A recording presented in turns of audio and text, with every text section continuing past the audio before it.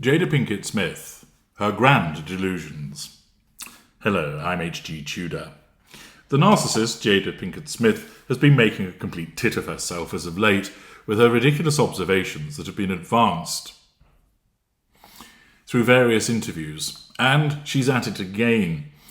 This time, there are some absolute whoppers that are on display, and it behooves me to share these with you.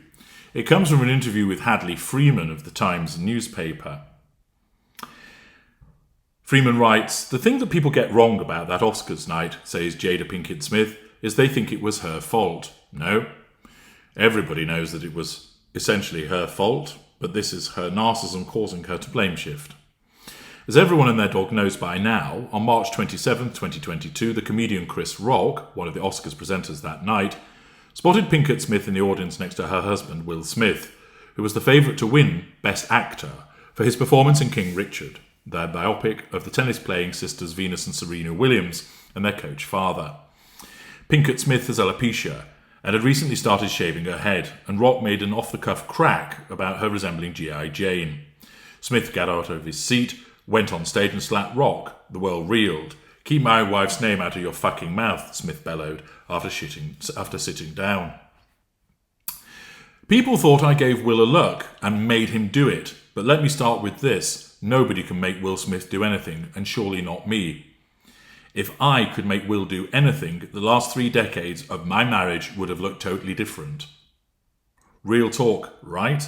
And I also want to say, it's really ironic how women are considered, what you say, irrelevant, until a man that does something that's unsavoury, and suddenly she has all the power in the world to make him do that, Pinkett Smith tells me.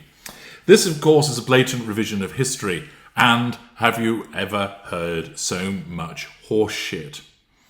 Will Smith has been reduced to the status of a simp, cheated on, ridiculed, humiliated, regularly triangulated. And there she is in blatant denial of the effect that she has over him by saying, "Oh, I can't make him do anything." It was patently clear that I, as an expert in narcissism, could see that she gave him the stare, which signalled to him essentially, if you do not do something about this, there will be hell to play. Anybody who has been entangled with a narcissist will recognise such a scenario, and therefore, knowing all too well what could happen to him if he didn't act, he was motivated to do so.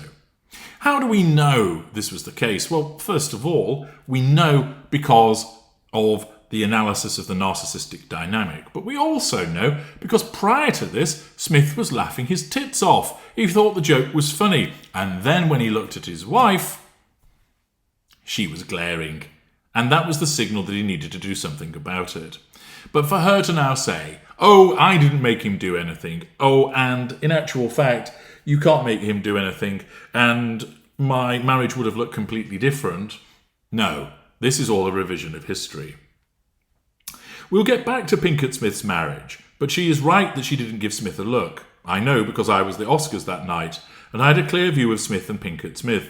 It seemed to me, I say, what happened was Smith initially laughed at Rock's joke, looked at his wife, saw her rolling her eyes at Rock, realised she wasn't amused, and then he got angry too, and single-handedly, literally, destroyed his long-standing reputation as one of the friendliest megastars in the business. Was that her experience? Well, again, that doesn't actually accord with what the film footage shows. It shows her with a look of thunder on her face, not rolling her eyes. So we've got somebody here who is crawling up the arse crack of Pinkett Smith. Pinkett Smith hesitates before answering. Whatever Will's reaction was, that's for Will to say. Now, the hesitation is because her narcissism is looking to give the appropriate response rather than actually recalling it from what happened. Whatever's Will's reaction was, that's for Will to say. But when Chris made that comment, I rolled my eyes because I know how real alopecia is, and to make fun of a condition that people have no control over, that makes them live in shame. So I didn't feel like laughing because I didn't find it funny, and I'm not a robot. Rock and Pinkett Smith had history. At the 2016 Oscars, Rock mocked Pinkett Smith for saying she was boycotting the Oscars for being too white. Jada boycotting the Oscars is like me boycotting Rihanna's panties. I wasn't invited, Rock said on stage. So Pinkett Smith was braced for teasing at the 2022 Oscars. let's make it clear, she doesn't regard it as being teased. She regards it as an insult, and subconsciously it's a threat to her need for control. When I saw Chris's face earlier that evening, I thought, I hope he plays nice tonight. But he didn't play nice, she says. Minutes after the slap, Smith won the Oscar and gave a rambling, tearful speech. I again looked at Pinkett Smith, and she seemed to be gazing up at him with pride. Well, if she was, this would be done by character trait acquisition, namely, my husband, even though she maintains they're separated, but my husband has obtained the Oscar, and in her world, that's her Oscar. That is how the narcissist gains the credit for the achievements of other people. Smith has since issued a public apology. Has Pinkett Smith been in touch with Rock? No. Would she like to be? Long pause. And then, here's what I'll say. I'm always open for healing. Ah, yes. Always open for healing. Let's all heal. Let's do some deep healing work. The pretentious word salad that comes out of Pinkett Smith's mouth. What even more people get wrong about that night is that she and Smith weren't at the Oscars as a couple. They had been separated for 6 years, although they hadn't announced it. See parts passing for my views about the legitimacy of that, and also why Smith still continued to do what he did as a consequence of being separated. But when Smith got the nomination, he asked Pinkett Smith to come with him. He said, look, we've been in this for 3 decades and I want you by my side in this moment. And I was like, cool, but we hadn't called each other husband and wife since 2016, she says. That's probably a revision of history. They still don't. They are, she says, life partners. We are in a life partnership. Yeah, your husband and wife. Stop trying to make out that it's something else. They live near each other in Calabasas, the suburb outside of LA that recently overtook Beverly Hills as the wealthiest area in the United States. The Kardashians live there, as do Justin Bieber and Miley Cyrus. Pinkett Smith, an actress with a long career in TV and movies, and I are meeting in her PR's office in Calabasas. From the window, she can just about see all of her family's houses. The whole Smith crew is here, she says, referring to her and Smith's children. Jaden, 25, and Willow, 22, and her stepson Dre, 30, from Smith's first marriage, to the actress Cherie Zampino. Smith, 55, is still in the family home, a $56 million mansion so mega it has its own postcode. Pinkett Smith has her own house nearby. That will be the narcissist's bolt hole. Notice how Smith has stayed in the main house, and what she will do is flip between the two, going and spending time there when she wants to, and then retreating to the bolt hole. Watch my video, The Narcissist Bolt Hole, to understand more about its role. She then states, but to be honest with you, I think eventually we will live together again. Notice the presumptive behaviour and the sense of entitlement? I really do. Will's getting old. I'm staying quite young. But it's getting apparent to me that he's going to need someone to take care of him, she says. He's 3 years older than her, and Will Smith keeps himself in good nick. But notice again the self-absorption of this narcissist. He's getting old, but I'm quite young. It's 3 years difference. If anybody looks older of the two, it's her. And of course, she's suggesting he needs somebody to look after him. It's not going to be her. She's got no emotional empathy, and any compassion that she occasionally exhibits is false compassion.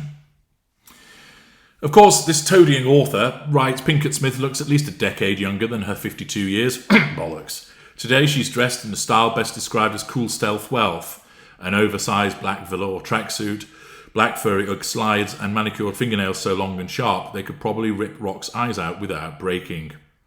Her hair is short, notice it's growing back, see parts pass him about that, and dyed a pretty pink shade, and on her cheek is a small pink heart.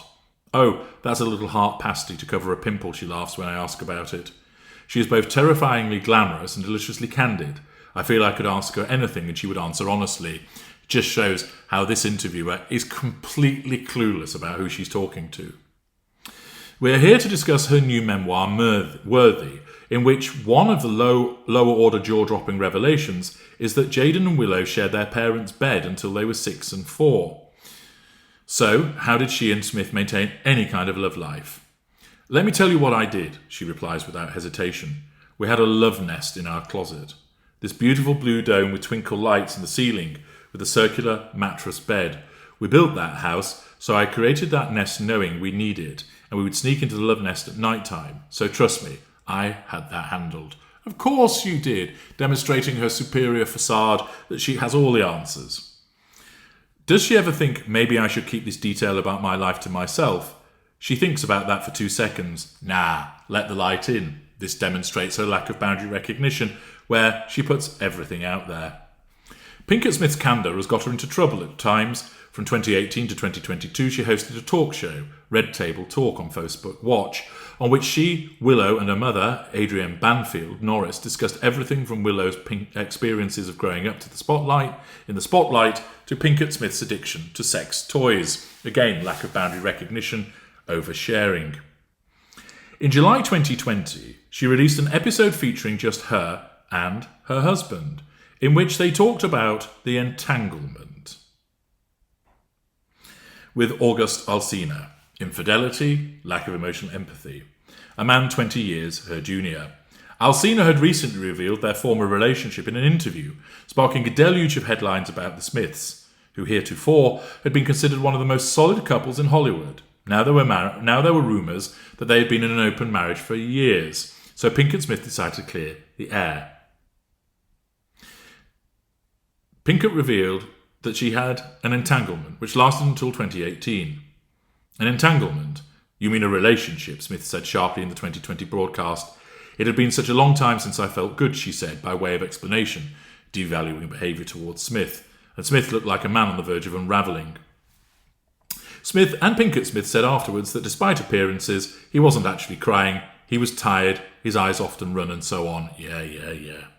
Nonetheless, it was hard to watch that interview and not see him as the more sympathetic partner, and the ground was laid for people to blame her at the Oscars 18 months later. Well, indeed, they would do. Her treatment of him was very poor indeed. You've got to remember where our relationship was at that time, she says. We were supposed to come to the table and go, we are separated and we're figuring it out. But Will wasn't ready for that, and so my codependency kicks in. No, her narcissistic need for control. And I think, I want you to come out of this as unscathed as possible. So if that means me taking on the narrative of adulterous wife, I'll do it. Word salad. Did she and Smith have an open marriage? That is a misconception that comes from people not knowing about these other stops we'd taken, she says, meaning it wasn't widely known that they were separated. Instead, she says they had a transparent marriage, a concept she came up with when their kids were young. More word salad. Grandiosity. At that time, Will was one of the most sought-after actors in the world and around so many beautiful women. I wasn't going to set us up for betrayal, she says, so I was like, let's just deal with this from the gate. You're going to be on sets a lot, I'm going to be home with the kids. Let's get real and approach this as friends. So the two of you could have casual encounters with other people. No. If you're having a casual encounter, then we are not together. So the transparent marriage wasn't about extramarital sex. Right, it was about talking about feelings and being able to say, I'm attracted to this person, you need to come out here and be with me for 3 weeks, that kind of thing. In other words, it's about demonstrating control. Despite the transparency, the Smiths separated in 2016. The vilification they got after the Oscars brought them closer. We started walking a new path, is how she puts it, but they are not together. Once again, this is the ambiguity that Jada Pinkett Smith keeps engaging in for the purposes of enabling her to maintain control over Will Smith, whilst at the same time explaining that they aren't together. Worthy gives some insights into why that might be. At some points in the book, Pinkett Smith comes across as a real piece of work, such as when President Clinton invited the family to stay at the White House for 1999 New Year's Eve. Pinkett Smith wasn't having any of it and insisted she wouldn't stay in at Lincoln's dusty-ass bedroom. Smith, she writes, thought she was being ridiculous and overruled her. I survived, she writes, of her night at the White House. Causing a scene. Why? Attention wasn't on her, so she had to do so. At other points, their problems are more relatable, such as her frustration at always being seen as her husband's plus one. That's because it threatens her need for control. While his focus was on his career, hers was on the family.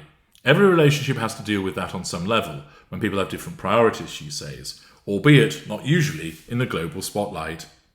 It's a shame that Pinkett Smith's marriage has taken up so much attention, because as Worthy shows, it's far from the most interesting thing about her. Well, of course, probably one of the most interesting things about her is her narcissism and how that behaves. But you can see from what I've explained how it really is the case that This interviewer is clueless about what she is, and her narcissism shines through repeatedly in relation to what is being discussed. I'm going to pause there, and there'll be more with regard to this particularly lengthy interview, which enables you to understand more about just how prevalent Jada Pinkett Smith's narcissism is. I'm H.G. Tudor. Thank you for listening.